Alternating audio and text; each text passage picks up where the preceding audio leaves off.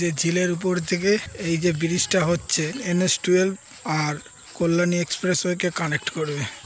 এই সেই ব্রিজ, এই ঝিল পুরো শুকিয়ে গেছে, এই দিক দিয়ে NH-12 যাচ্ছে আর এই ব্রিজটা এই দিক দিয়ে হয়ে ওই কল্যাণী এক্সপ্রেসওয়েতে উঠছে। ব্রিজটা মোটামুটি 8 কিলোমিটার লম্বা। ওরা ঝিলের উপর দিয়ে হেঁটে হেঁটে যাচ্ছে। মাঝখান দিয়ে কোনো জল নেই, ঝিলে মাঝখানটা একটু জল আছে, দিক দিয়ে সোজা রিভারি চার্জ। এই গরু বেঁধে দিয়েছে, ঘাস হয়ে যায়, গরুগুলো ঘাস খাচ্ছে। NH-12 থেকে এসে কল্যাণী এক্সপ্রেস হয়ে দিয়ে গিয়ে সোজা ব্যারাকপুরের দিকে চলে গেছে। এই যে দীর্ঘ 8 কিলোমিটার লম্বা এই ব্রিজটা জৌনপুরের ওখানে গিয়ে উঠেছে, দিয়ে ডান দিকে চলে গেছে গঙ্গার ওই পার। জৌনপুরের ওই দিকের কাজটা মোটামুটি কমপ্লিট হয়ে গেছে, কিন্তু পিছন দিকে ডিভারি চার্জের দিকে এখন অনেকটাই কাজ বাকি আছে, দেখা যাচ্ছে না, সন্ধে হয়ে গেছে, জুম করলে বোঝা যাবে। এই যে সেই ব্রিজ,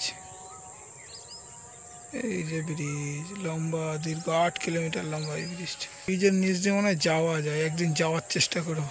ব্রিজের কাজ মনে হয় এই দিকটা কমপ্লিট হয়ে গেছে, কেউ নেই, অন্ধকার হয়ে গেছে, এবার চলে যেতে হবে।